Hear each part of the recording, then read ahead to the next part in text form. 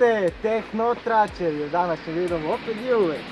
Zadnji giveaway je bio sranje, to svi znamo. Koji će ti... Pip, voucher. Tako da... U današnjem giveawayu darujemo krivoju držiš.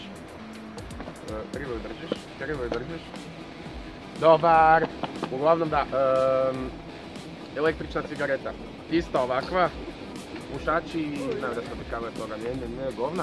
Uglavnom darujemo jednu. Imamo upakiranu novu električnu cigaretu. Možete pušiti koliko hoćete. Di god daš. Da, možete se pariti. Uglavnom ista ovakva je.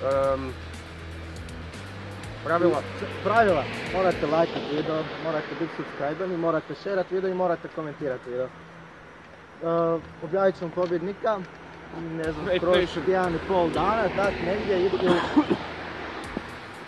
Ega... Bitno ne tako. Pobjednik će biti objavljen kroz 1,5 dana, znači bitno da šerate video, da komentirate. Ako ste već subscribeni, stisnite ono zvono pored subscribe buttona da dobijete obavijesti kad objavimo video, čovječe. Pa dobri su na videi, gledaj ovo. Gledaj čovječe, gledaj. Da. Da, znači like, share, subscribe i postoji mogućnost to ne božićni poklon od Tehnotrača.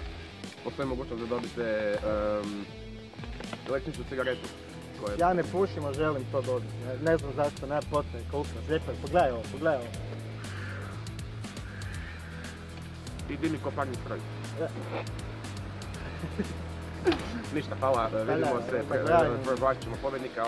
Znači, like, share, subscribe, komentar i izabrat ćemo jednog pobjednika koji će dobiti ovo.